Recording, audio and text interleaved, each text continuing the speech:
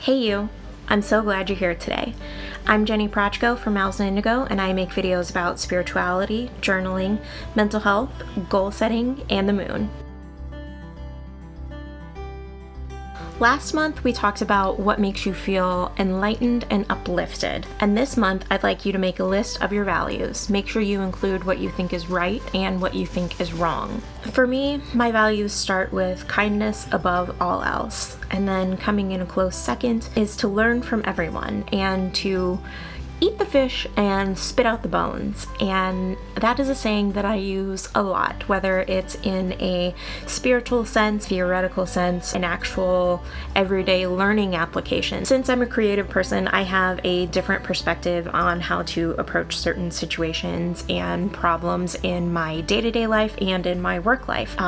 Give my perspective and then just say to the other person, take what you will from that. Because my partner in my day job has a more analytical approach, they often take what I have to say with a grain of salt and then apply their own thinking to it, and they eat the fish and spit out the bones. They just take my advice and then pick out the pieces that apply to the situation at hand. So my advice to you is to eat the fish and spit out the bones in all aspects of your life. Just take what works for you and leave the rest behind. Another one of my values is that we should all live in a cyclical worldview instead of a pyramid or food chain view. We live in an actual circle of life, and it's been that way for a very, very long time, and only in modern times recently has that changed. And I try to get back to a more simpler way of life and acknowledge that we're all affecting each other and we're all interconnected. And when it comes to consumption, growing up on a farm actually really gave me this view that there is a circle of life and death, and we affect that circle directly. And I think that in the modern world, we really need to get back to seeing the world as a circle of life instead of a food chain or a pyramid with the most sentient beings at the top, and letting everything else just be under our domain and fall beneath us. And I have a strong core value that we should all approach life as a circle instead of a chain or a pyramid. I also think that we should be respecting the earth and respecting the animals and actually take care of the earth and take care of animals. And I don't mean this in like a frou-frou way or in like a hippie way. I mean this in a realistic, real world way. The planet is changing again, and a lot of it has to do with climate change and how humans have affected the earth. And I do believe what scientists have said about the cycles of the earth, and humans, in my opinion, have largely affected that because of the Industrial Revolution and how we put a lot more out into the atmosphere that is changing the ecosystem of the earth, and it's affecting us. So if we want to continue on the earth as a species, I definitely think that we need to change the way that we're taking care of the earth so we can make sure that there is a home for our future generations, specifically in our species and in the animals that are on the planet. I think that we should be taking care of the planet on a local level, a regional level, a state level, a country level, and on the world stage. It's our home. It's the only planet that we have because we haven't been able to harness space technology and be able to go out to other planets yet as a species.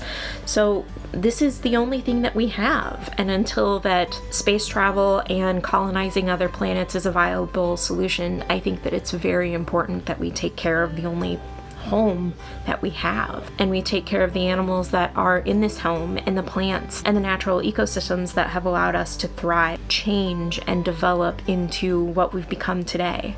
I also believe that you can do and believe whatever you want as long as you're not harming others, and as long as your belief system or thought process and what you're doing doesn't hurt others. I've already mentioned a few things that I think are wrong, and in my own core values, I also believe that there are a few other things that are just dead wrong to me at my core. And the last couple of things that I want to share with you today are those points. I think that it's wrong when other people push their belief system onto others when those other people have not actually asked for it. I do not believe that my way is the right way.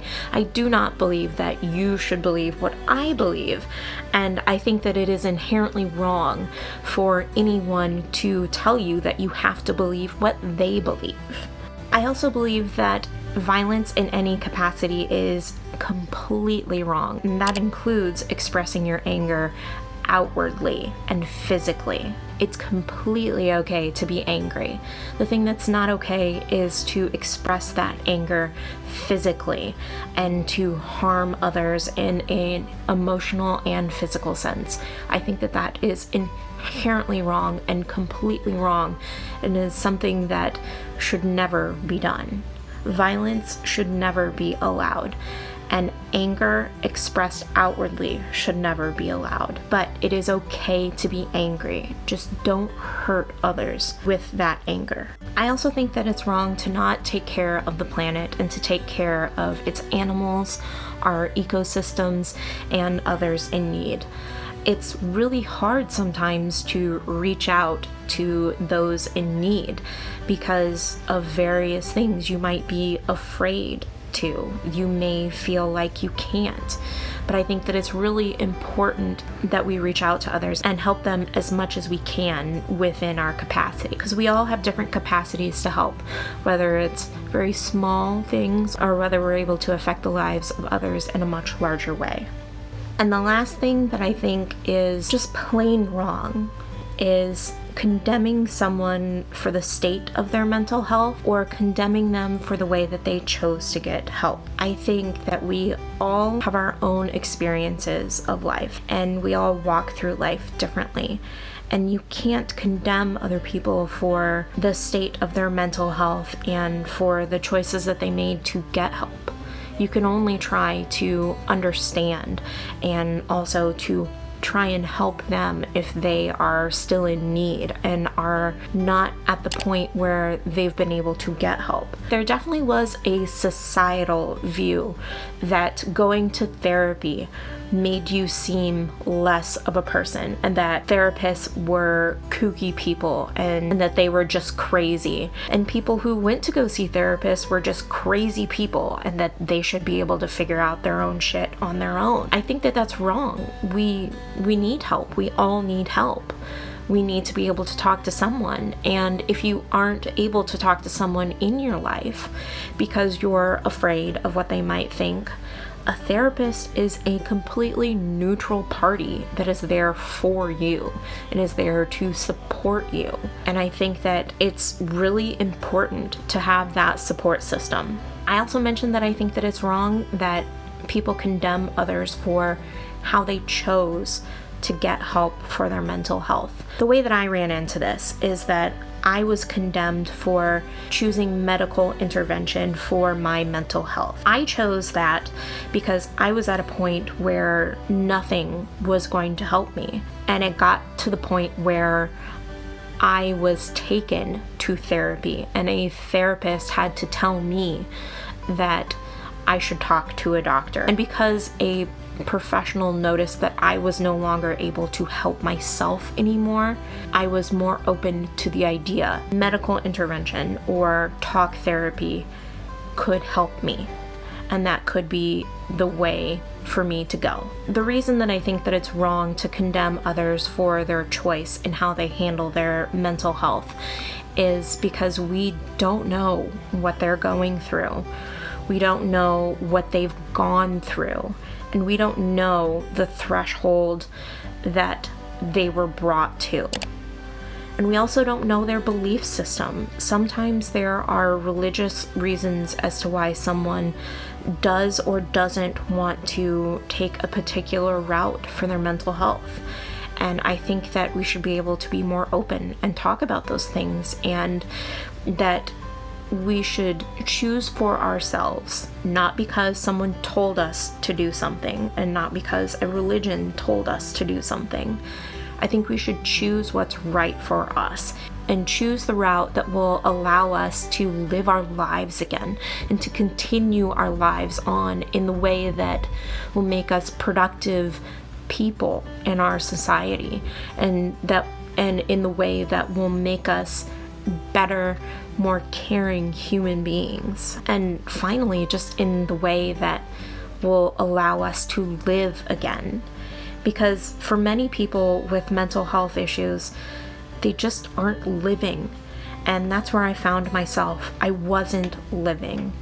And the route that I chose allowed me to live again. And if you know someone who is struggling with mental health problems, give them this video. Send them my Instagram. Tell them to DM me. I would love to talk to you. I would love to talk to them. I would love to talk to anyone who needs help. I'm here for you because there wasn't always someone there for me. Because it didn't always feel like I had someone there for me. I want to give back and I want to help.